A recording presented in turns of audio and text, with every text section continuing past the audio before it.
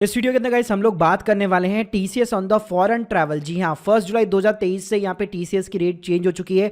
अब गाइस आपको बाहर घूमना बहुत ही ज़्यादा महंगा पड़ सकता है। साथ में गाइस जो इंटरनेशनल क्रेडिट कार्ड्स होते हैं उसके ऊपर भी टीसीएस लगाया जा चुका है। प्लस अगर आप कोई भी फॉरेन रेमिटेंस करेंगे एलआरएस स्कीम के तहत तब भी गाइस आपका टीसीएस लगेगा। प्लस गाइस ये जो टीसीएस है वो फॉरेन के इन्वेस्टमेंट के ऊपर भी लगने वाला है।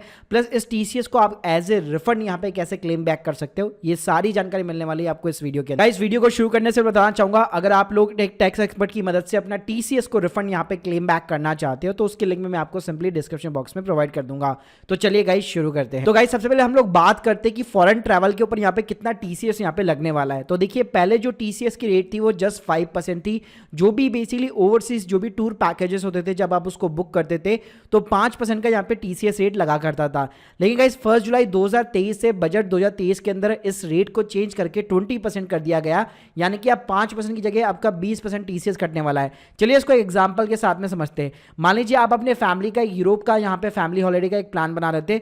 10 लाख रुपए का आपने एक एस्टिमेट बना था कि 10 लाख रुपए का उसका पैकेज बुक होगा, 10 लाख के समथिंग उसका यहाँ पे एक्सपेंसेस आने वाला है। लेकिन गाइस अब आपकी जो कॉस्ट यहाँ पे एक्चुअल के अंदर होने वाली वो 12 लाख रुपए होने वाली है, क्योंकि अगर आप 10 लाख का पेमेंट भी करेंगे आईएनआर से, अगर आप कन्वर्ट करेंगे किसी भी फॉरेन करेंसी के अंदर या कोई भी टूर पैकेज को भी यहाँ पे एजेंसी से कांटेक्ट करके यहाँ पे आप बुक करेंगे तो 2 लाख रुपए आपके एडिशनल लगने वाले, यानी सीधा 12 लाख का आपको एक्चुअल में पेमेंट करना पड़ेगा। और ये 2 लाख रुपए सीधे जो है गवर्नमेंट को डिपॉजिट कर दिए जाएंगे आपके पैन कार्ड के अगेंस्ट में। साथ में गाइस कई लोग ये सोचते हैं कि चलिए मैं टूर पैकेज बुक नहीं करूंगा, मैं खुद ही जो है फॉरेन करेंसी के अंदर यहाँ पे कन्वर्ट करके मैं सीधा वहीं पे हैंड टू हैंड जो है ऑन द स्पॉट और होटल्स वगैरह सारी चीजें बुक कर लूंगा। तो देखिए अगर आप फॉरेन करेंसी को भी बाई करेंगे तो वहां पे भी ये रूल एप्लीकेबल है, वहां पे भी 20% का टीसीएस लगने वाला है। अगर आप किसी भी ऑथराइज एजेंट के थ्रू यहाँ पे अगर आप फॉरेन करेंसी को बाय करते तो सीधा 20% यहाँ पे आपका टीसीएस लगेगा। साथ में गाइस इन्होंने एक और काम किया कि टीसीएस को इंटरनेशनल क्रेडिट कार्ड के ऊपर भी लगा दिया। जी हाँ, जबकि जो क्रेडिट कार्ड थे वो उसकी डेफिनेशन से ही अलग बाहर थे।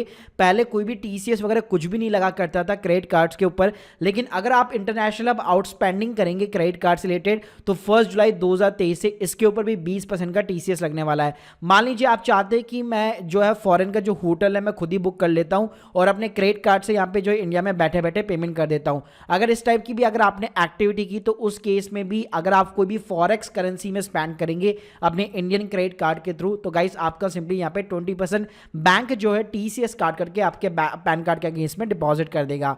साथ में गाइस यहाँ पे अगर लेट सपोज कोई जो फ्रीलांसर भी हुआ करते थे या बहुत सारे ऐसे लोग हुआ करते थे जो इंटरनेशनल साइट्स को यूज करते थे, उनके सॉफ्टवेयर को यूज करते थे और अपने क्रेडिट कार्ड के थ्रू यहाँ पे पेमेंट करते थे, तो उस केस में भी गाइस 20% यहाँ पे टीसीएस लगने वाला है। साथ में अगर आप इस डेबिट कार्ड को भी यहाँ पे इंटरनेशनल पर्पस के लिए यूज करोगे तो वहां पे भी same kind of the rule यहाँ पे एप्लीकेबल हो जाएगा। मतलब दोनों ही चीजों को इन लोगों ने इस डेफिनेशन के अंदर इंक्लूड कर दिया। अब गाइस बात करते हैं क्या अगर आप एक नॉर्मल फॉरेन रेमिटेंस करते हो, अगर आप आईएनआर से डॉलर के अंदर कन्वर्ट करते हो किसी और करेंसी के अंदर, यहाँ पे अगर आप बाहर भेजना चाहते हो किसी भी अपने बंदे को, तो देखिए उस केस में भी यहाँ पे रूल्स चेंज हो चुके हैं। अगर आप इंटरनेशनल स्पेंड्स करते हो या आउटवर्ड रेमिटेंस करते हो except for the education, medical और बिजनेस पर्पस, ये 3 कैटेगरी को हटा दो, एजुकेशन, मेडिकल और बिजनेस। इसके अलावा अगर आप किसी भी पर्पस के लिए पैसा बाहर भेजना चाहते हो, आईएनआर से किसी भी करेंसी के अंदर कन्वर्ट करना चाहते थे, पहले जो रेट थी 5% थी, वो भी कब लगती थी अगर आप 7 लाख से ज्यादा स्पेंड करते थे एक फाइनेंशियल ईयर के अंदर।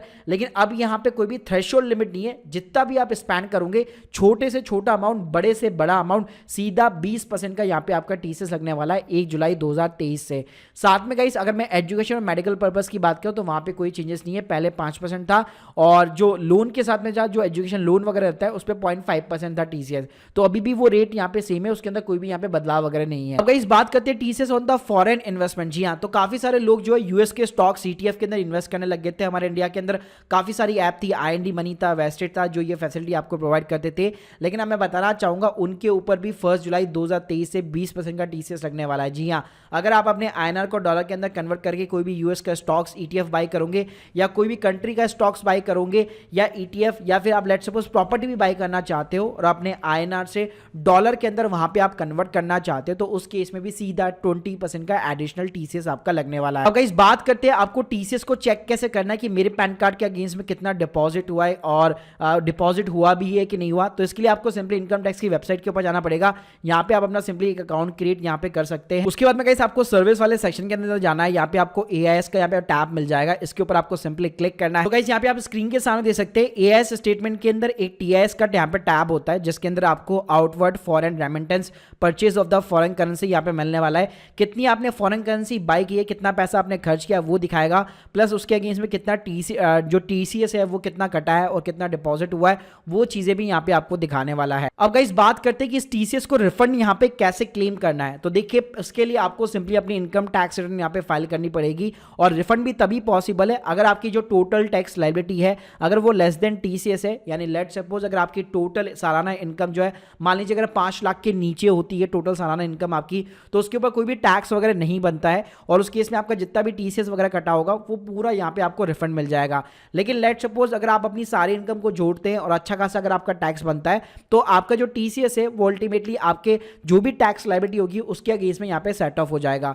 तो एक लाइन के अंदर अगर मैं समराइज करूं तो टीसीएस अल्टीमेटली एक एडवांस टैक्स की तरह होता है कि कभी भी अगर आप फॉरेन के अंदर जो भी चीजें कर रहे हैं, अल्टीमेटली आप समझ लीजिए गवर्नमेंट को आप एज ए एडवांस टैक्स का पेमेंट कर रहे हैं, और लेट सपोज उस एडवांस टैक्स के अगेंस्ट में अगर आपकी टैक्स लायबिलिटी कम है तो आपको रिफंड दे दिया जाता है, लेकिन कोई भी इंटरेस्ट वगैरह नहीं मिलता है इसके ऊपर। और लेट सपोज अगर आपकी टैक्स लायबिलिटी ज्यादा होती है तो आपका एडवांस टैक्स अल्टीमेटली उसके अगेंस्ट में सेट ऑफ हो जाता है। तो गाइस इसके लिए आपको आईटीआर फाइलिंग करनी पड़ेगी, और गाइस इसके ऊपर मैं कई सारे यहाँ पे वीडियोस वगैरह जो बना चुका हूं, आप लोगों को लिंक मैं आपको डिस्क्रिप्शन बॉक्स में दे दूंगा। साथ में मैं आप लोगों को हाईली रिकमेंड करूंगा, इसके लिए आपको एक टैक्स कंसल्टेंट को हायर करना चाहिए जो आपकी हेल्प कर सके आपके टीसीएस रिफंड को यहाँ पे क्लेम बैक करने में। So guys hope you like this video, please subscribe channel. अगर आप लोगों के कोई भी डाउट्स है कमेंट बॉक्स में जरूर बताइए। Thank you guys, thank you very much.